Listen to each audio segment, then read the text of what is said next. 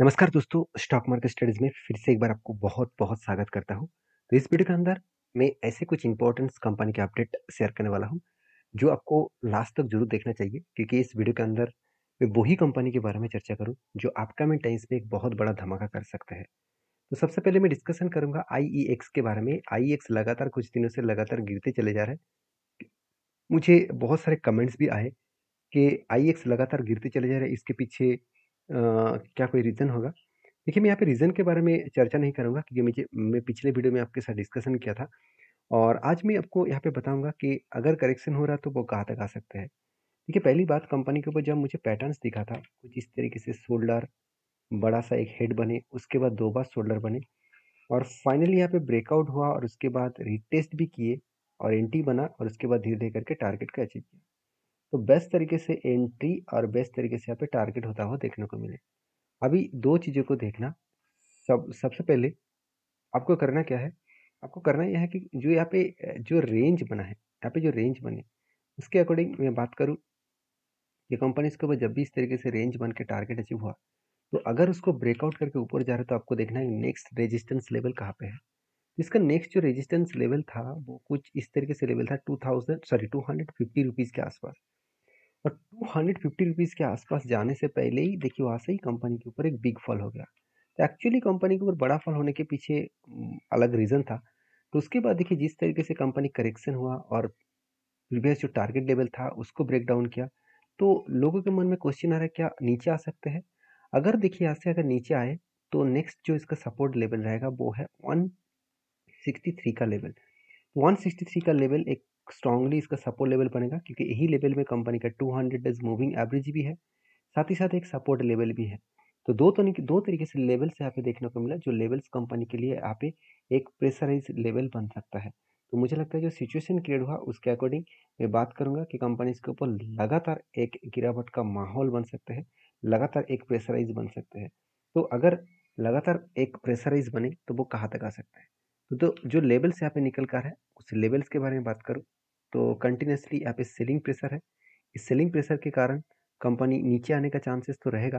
साथ ही साथ यहाँ से जिस तरीके से एक जैसे हैमर जैसे कैंडल पैटर्न करके कंपनी ऊपर गया था, उसी तरीके से इस लेवल को टच करके फिर से बाउंस बैक कर सकते हैं। क्योंकि इसको जाना है तो बहुत ऊपर, ऊपर मतलब इसका जो लाइफ टाइम हाई है 318 लेवल्स, तो उस लेवल तक जाने का वो कोशिश करेंगे। तो मैं इस कंपनी के ऊपर बुलिश 2 कारण की वजह से हूँ। पहली बात, इस कंपनी की जो डेटा है रेवेन्यूज़ का, वो हमेशा पॉजिटिव देखने को मिलता है हर क्वार्टर्स में और उसी तरीके से अगर मैं प्रॉफिट की देखूँ तो प्रॉफिट भी बहुत स्ट्रांगली यहाँ पे प्रॉफिट का ग्रोथ देखने को मिला। जब किसी कंपनीज़ के सेल्स एंड प्रॉफिट ग्रोथ बहुत स्ट्रांग होता है, उस कंपनी में आगे बढ़ने का पोटेंशियल बढ़ जाता है। और दूसरी बात, कंपनी के ऊपर अगर मैं म्यूचुअल फंड के बारे में चर्चा करूँ, तो आप यहाँ पे देख सकते हैं म्यूचुअल फंड किस तरीके से इसको पॉजिटिवली बाय कर रहे हैं। देखिए, मार्च क्वार्टर में अच्छा खासा बाई हुआ, अप्रैल में भी अच्छा खासा बाई हुआ, मई मंथ में छोटा-मोटा सेलिंग हुआ, उसके बाद जून मई में बाई हुआ, जुलाई मंथ में सेलिंग और अगस्त मंथ में बाई हुआ। मतलब एक जब-जब सेलिंग हो रहा है वो छोटे-मोटे क्वांटिटी के साथ, और जब बाइंग हो रहा है उससे दुगना से 3 गुना ज़्यादा बाइंग हो रहा है। तो इसमें सीधा-सीधा एक क्लियर कट विज़न देखने को मिल रहा है कि कंपनी में अपकमिंग टाइम्स में एक अच्छा खासा ट्रेंडिंग ज़रूर देखने को मिल सकता है। तो बाकी आईएक्स के ऊपर आपका क्या व्यू है? ज़रूर मुझे कमेंट्स करके बताना। नेक्स्ट कोई भी अगर यहाँ पे बाइंग का स्ट्रेटजीज़ मिले तो मैं आपके साथ शेयर करूँगा। तो मैं इंतज़ार कर रहा था एक्चुअली यहाँ पे एक कब बनेगा और उसके बाद अगर हैंडल पैटर्न बने तो मैं एक बड़ा-सा एंट्री लेने वाला हूँ। तो मुझे लगता है यहाँ पे एक हैंडल पैटर्न भी बनने जा रहा है। तो हैंडल पैटर्न बनेगा तो मैं यहाँ पे एक पॉजिटिवली एंट्री ज़रूर लूँगा। नेक्स्ट जो कंपनी है उसका नाम है सेनको गोल्ड। तो बेसिकली सेनको गोल्ड के बारे में बात, तो गोल्ड इंडस्ट्रीज़ में मतलब गोल्ड मैन्युफैक्चरिंग कंपनीज़ में इंडिया के 3rd लार्जेस्ट कंपनी बन चुका है सेनको गोल्ड। क्योंकि देखिए, राजेश एक्सपोर्ट एक टाइम 2nd लार्जेस्ट कंपनी थे। आज राजेश एक्सपोर्ट टॉप 5 में जा चुके हैं। देखिए किसका पासा कब पलट जाएगा, मतलब कब पलट जाएगा। तो इसको मतलब हमेशा वो डेटा आपको वॉच करना चाहिए, वो डेटा आपको हमेशा देखना चाहिए। क्योंकि आप जो सोच रहे हैं कि कोई भी कंपनी इसको और बाय कर लिया और उसको मुझे देखने का ज़रूरत नहीं है, तो वो मेरे हिसाब से गलत है। क्योंकि कंपनीज़ का आज हालत ठीक है, आज कंपनी का हालत ठीक है, फ्यूचर में क्या होगा वो किसी को पता नहीं है। हाँ, अगर आप बड़े कंपनी, लार्ज कैप कंपनी जैसे रिलायंस हो गया, एचडीएफसी हो गया, जैसे हिंदुस्तान यूनिलीवर हो गया, इस तरीके से बड़े कंपनी के ऊपर निवेश किया है, तब आपको बार-बार सारी चीज़ों को देखने का ज़रूरत नहीं होगा। कि वो एक लार्ज कैटेगरी कंपनी है, तो वो ईज़िली गिरेगा नहीं, ईज़िली खत्म नहीं होगा। और बाकी छोटे कंपनी जैसे small cap type company 11,000 crore का कंपनी, एक स्मॉल कैप टाइप है, इसमें बहुत ज़्यादा वोलेटिलिटी है। फिर भी सेंको गोल्ड के मुझे वो 2 पॉइंट्स मुझे बेस्ट लगा। सेलिंग परफॉर्मेंस भी बहुत अच्छा है एंड प्रॉफिट ग्रोथ भी बहुत स्ट्रांग है। जो कंपनी के एवरेजली जो ग्रोथ है, उसको भी बीट करके आगे बढ़ चुके हैं। तो ये एक पॉइंट्स है जिस पॉइंट्स कंपनी को एक बेस्ट तरीके से व्यू दे रहा है, जो कंपनी को आगे बढ़ने के लिए काफ़ी है एंड पोटेंशियल भी है। चलो अभी 2 चीज़ों को और भी आपके साथ शेयर कर लेता हूँ। 2 डेटा क्या है, मैं इस कंपनी के ऊपर जो जब टेक्निकली चार्टर्स में आपके साथ शेयर किया था, मैंने आपको ये भी बताया कि जब इस कंपनी ने एक कप बनाया, उसके बाद एक छोटा-सा हैंडल बनाया और टोटल रेंज निकल का है यहाँ पे 20% का रेंज। अभी 20% का रेंज मुझे कहाँ पे मिला? चलो एक बार मैं आपको यहाँ पे मार्किंग करके दिखाया था, देखिए कंपनी के ऊपर बहुत बार ट्रेड मिला। यहाँ पे भी देखिए एक रेंज मिला था, मगर हुआ कुछ ऐसा, इस नीचे लेवल को टच नहीं किया तो इसलिए मैंने एंट्री नहीं लिया। तो इस स्ट्रैटेजीज़ को मैं भूल जाता हूँ क्योंकि अभी नीचे आएगा कब वो तो अलग बात है, इस तरीके से ऊपर गया। तो फाइनली जब इस तरीके से पैटर्न्स बनता है, तो आपको एक चीज़ को याद रखना है कि कंपनी का फाइनेंशियल स्ट्रांग होना चाहिए और अगर स्ट्रांग हो और उसको आपको इस तरीके से पैटर्न्स दिखे तो हमेशा आपका जो कप का जो हेड मतलब साइज होगा उसको मार्किंग करना है और ऊपर इसको बिठा देना है, तो आपको अच्छा खासा एक रेंज मिल जाएगा। इस रेंज के बेसिस में आपको टारगेट मिल जाएगा। अगर फाइनली कंपनी का 20% टारगेट मिला, वो भी कितने दिनों में, अगर मैं एंट्री पॉइंट से टारगेट पॉइंट तक देखूँ तो सिर्फ के सिर्फ 20 दिनों में 20 डेज में कंपनी ने कितना टारगेट दिया, ऑलमोस्ट 20% का टारगेट। तो 20 दिन में 20% का टारगेट मतलब हर दिन 1% का टारगेट। तो कोई बात नहीं, ऐसे देखकर हमेशा मतलब स्विंग बेसिस ट्रेड मत करना कि कोई भी ट्रेड मिल रहा है तो मुझे हर दिन 1% का टारगेट मिलेगा, ऐसे मत करना। तो ये कभी कभार हो जाता है, किसी किसी कंपनीज में हो जाता है, एक दो कंपनी के ऊपर शायद इस तरीके से डेटा मिल जाता है। बाकी कुछ कंपनी 20% टारगेट मिलने में मुझे कुछ कंपनीज में तो 1 साल भी लग गए।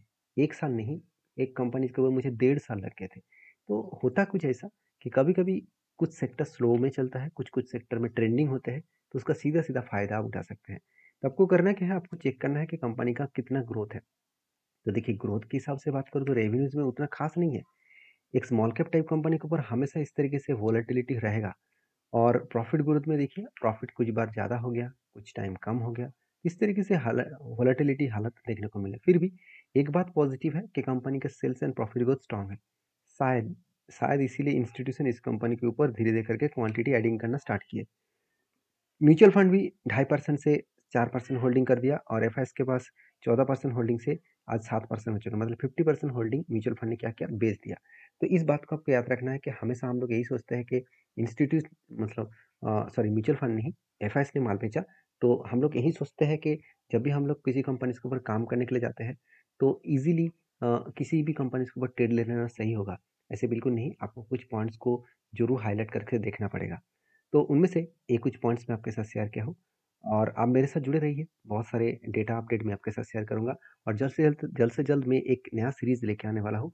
वो भी पूरा का पूरा सीरीज़ ईटीएफ के ऊपर है, क्योंकि मुझे बहुत दिनों से कमेंट्स आ रहा था कि सर अगर मुझे म्यूचुअल फंड नहीं करना है तो मैं क्या करूँ? तो उसके लिए मैं ईटीएफ का जो मतलब पावर है, ईटीएफ का इन्वेस्टमेंट का जो पावर है, मेरे इतने साल के एक्सपीरियंस और मेरा जो एक्सेल शीट है, मैं किस तरीके से उसको कैलकुलेट करके देखता हूँ, सब कुछ मैं आपके साथ शेयर करूँगा। अगर आप सिर्फ ईटीएफ लिखकर मुझे कमेंट्स करिए, ज़्यादा ईटीएफ का कमेंट्स आएगा तो मैं उसके ऊपर डिटेल्स वीडियो लेके आऊँगा।